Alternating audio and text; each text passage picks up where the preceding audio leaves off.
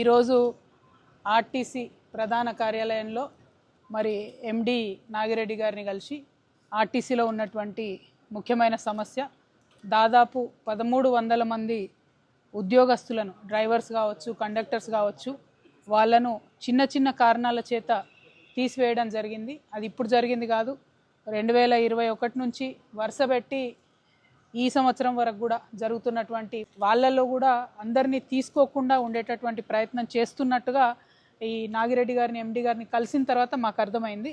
మేము వారిని కోరడం జరిగింది. మొత్తం తీసివేసింది 1300 మందిని, అందులో 491ని తీసుకుంటామని మీరే జీవో ఇచ్చిండ్రు. అందులో మళ్ళీ ఏం కోతలు పెట్టకుండా మొత్తం 491 మందిని యథాతథంగా ఉద్యోగాలకు తీసుకోవాలని చెప్పి డిమాండ్ చేయడం జరిగింది. మరి ప్రభుత్వం ఆ దిశగా పాజిటివ్గా ఆలోచన చేస్తుందని చెప్పి నేను భావిస్తూ ఉన్నాను. అదేవిధంగా మరి చాలా హైర్ బస్సులు ఉన్నాయి, చాలా కొత్తగా ఎలక్ట్రిక్ బస్సులను ఇస్తున్నారు. అందులో డ్రైవర్ల మీద ఆర్టీసీకి నియంత్రణ లేకుండా పోతున్నది.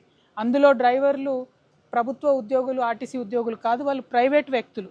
వారికి మన ఆర్టీసీలో ఉండి కష్టపడి పనిచేస్తున్నటువంటి డ్రైవర్లకి అందరినీ సరిసమానంగా చూడడం కరెక్ట్ కాదు. 1.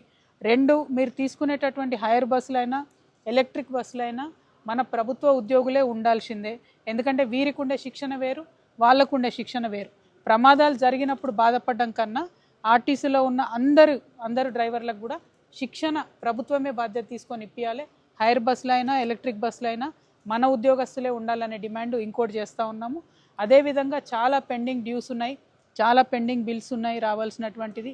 వాటన్నిటిని కూడా త్వరితగతిన రిలీజ్ చేయాలి. అన్నిటికన్నా ముఖ్యమైనటువంటి అంశం ఆర్టీసీని ప్రభుత్వంలో విలీనం చేసుకోవడానికి అన్ని రకాల జీవోలు, అన్ని రకాల ఆర్డర్లు సిద్ధంగా ఉన్నప్పటికీ ఆ అంశాన్ని పక్కకు పెట్టింది ఈ కొత్త ప్రభుత్వం. కాబట్టి కాంగ్రెస్ ప్రభుత్వాన్ని నేను డిమాండ్ చేస్తూ ఉన్నా, ఆర్టీసీని ప్రభుత్వంలో విలీనం చేసేటటువంటి ప్రక్రియను మీరు పూర్తి చేయాలి. దాని మీద శ్రద్ధ పెట్టి ఆలోచన చేయాలి.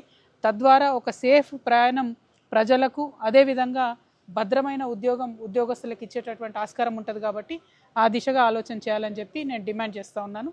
Thank you. జై తెలంగాణ.